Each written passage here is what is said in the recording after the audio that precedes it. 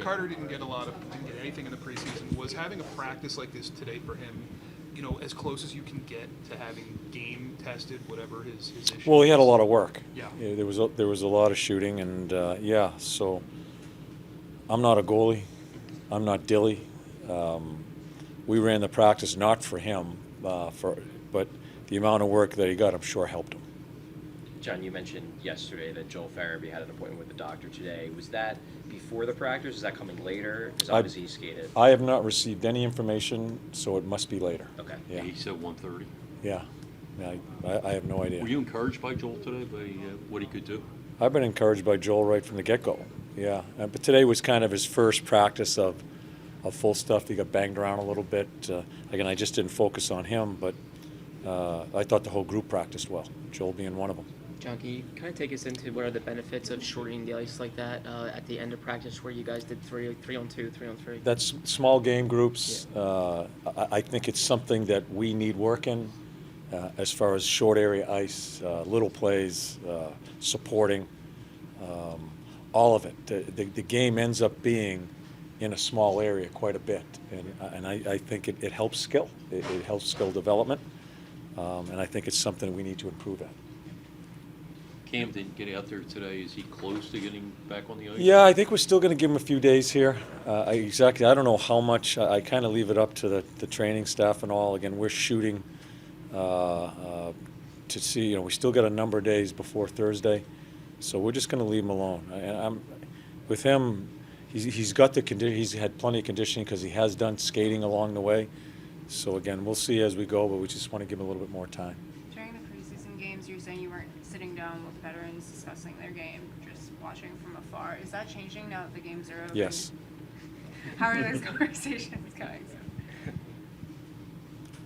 Well, I'm not going to tell you about the conversations, but there has been many. Yeah. So it's come coaching. It's more of a. We're in a smaller group. I still think there'll be a few other guys sent, or maybe even some guys brought back up, or whatever it may be. But this is kind of where we're at now. It's more or less getting ready for opening night. So, more teaching on the ice, more individual, and I do my meetings in the hallway. If I see them, I'll talk to them. I don't bring players into my room, into the office, and sit down in a formal setting. I'll find them, but more of that is going on. Is having this 9 days good for you as far as the teaching aspect of it, because it is a whole new system, a whole new style? How beneficial is this for both you and the players? Yeah. Again, I'm not sure who asked me the other day, have I had it this way before? I've never had this many days, but because of just the way the camp ended up being with so many injuries, we bring the injured guys in. Like we had a 10 o'clock meeting today as far as whiteboard. Tomorrow we'll have video. They're involved in that too. And we have all these split groups. You don't know who you've touched upon when we were doing some teaching in the exhibition games. So now we're in the small group. Right now for me, in my situation, new coach, new coaching staff, I think it's perfect because it allows us to get to know them a little bit better. And the system, different. I mean, there aren't any really different systems. It's not rocket science as far as I'm concerned. It's just touching them on a couple little different situations that could come about how we'd want to coach it. Is this the kind of thing that could be beneficial 6 weeks, 8 weeks into the season when Yes. you've had these 9 days? Yeah, it will. I think it'll speed up the process, hopefully, in where your concept's going to be in those 6 to 8 weeks. I think this could help speed it up in the amount of time that we can use and not be in their way getting ready for a game. We have to be cognizant. We have a lot of things to show them and teach them, but how much can they comprehend at one particular time? So with the days spread out here prior to opening night, we can just kind of spoon feed a little bit here and not give them too much each day because we have the amount of days to do it. You mentioned after the game on Tuesday that there were some guys who got off to real good starts at camp and then kind of tailed off. If that happens, what's that conversation like with a player like that? Or are those guys pretty much all gone at this point?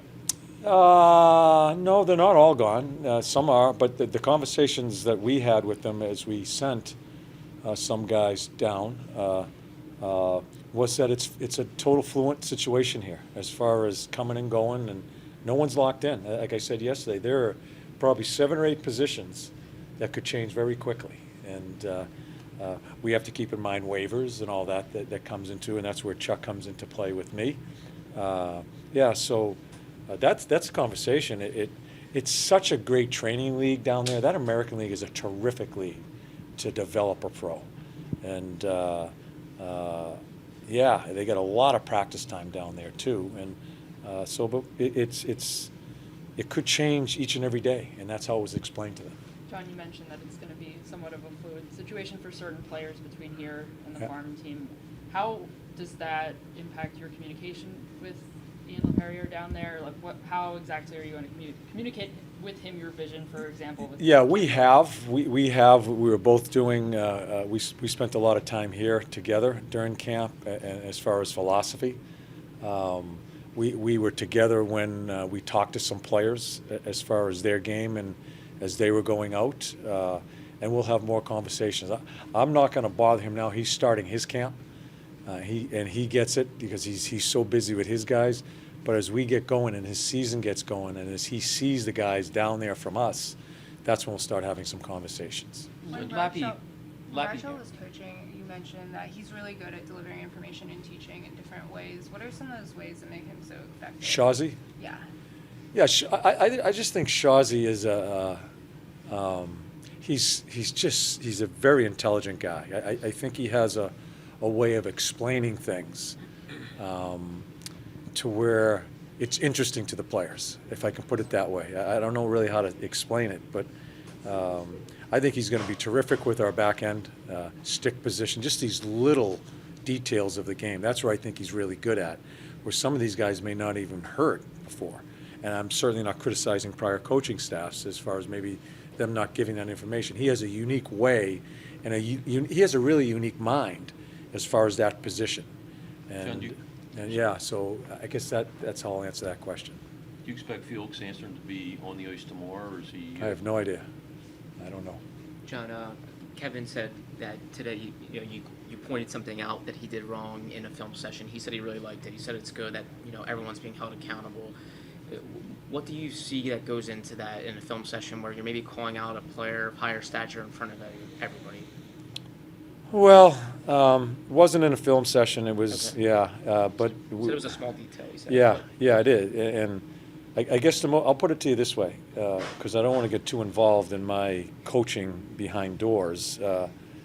I think where this organization is right now, I think the small things need to be addressed. The minute things need to be addressed, because I do think this is I think we have to start there to create the proper foundation here. I do. I think there's sloppiness here, and when there's sloppiness, you have to start over. It's a new staff. We're starting over, and the smallest little things I'm looking for, because I think those things turn into a bigger thing. Maybe it's a disease sometimes. So that's kind of how we're going about it. Going back a second to when we were talking about the minors and Ian LePerrier, when we talked to Lappy in rookie camp, he mentioned that under Elaine, he basically ran the exact same systems that was being run at the NHL level. That's not going to happen this time. I guess, what was the thought process organizationally behind that? Yeah. And what are the benefits of having different systems? Yeah, I don't think. I don't think systems. I think people make a big deal out of systems. A different system. There may be slight details. You may have a different philosophy of man-on-man defense versus a zone defense, but it isn't a huge change. And I coached in the minors 2 years in Rochester. And it wasn't like an organization talked about this as far as we got to do the same systems. I think Chuck has kind of left it to Lappy and I. I'm just a true believer because I coach down there, and sometimes you're not yourself as a coach if you have to coach someone else's system. And I think it's a rotten place to be as a coach, trying to be another guy and his thoughts about how to play the game. I don't think the game's that difficult. I think we make it more, what's the word I'm looking for? It's not that hard to think how to play. It's such a reactionary game, and I think that's the most important thing, is to get out of their way half the time as a coach. So Lappy and I talked early on when I was hired, and I told him right away, It's your call how you want to go, because I want them to win also. You know, sometimes when you're in the middle of a game or in a third period and it's not working, you're thinking, oh shit, I got to play that system. It's not working. And it's good to develop players in a winning situation. So which outweighs the other? I think allowing a coach to express himself as to be his own person and trying to find ways to win and teach him how to win is more important than saying, shit, I got to play the trap, I got to do a zone defense, I got to do this on a face-off. It's too much, and it pigeonholes that coach in the minors, so I just don't believe in it. The flip side, though, is that when you do have to go down to the farm to get a guy, is there, I don't know if reprogramming is the right word. Nah. No? No, Okay. you're overthinking it. Okay. It's just, our systems in this game are just not that difficult. And I'm gonna say it to you again, I was that guy. I had a book, and it was like, okay, if the puck's there, you go here. If the puck's move, you. It was like I'm programming you. I feel totally opposite about the game right now, especially with today's athletes and the attention span of an amoeba, as far as just getting a couple of minutes out of them. And I mean that. You can't give them that. And so what outweighs the X's and O's is the will, and that's what you coach, is the will, the how you are, what a pro. You need to have your structure, I get it, but it's a cool word to talk about, structure and X's and O's. I'm not sure what is more important now in today's game versus allowing them to play, but play the right way, play hard, and do those small things that brings in the will of the game. Okay, thanks, sir. Okay? Appreciate it. Thank you.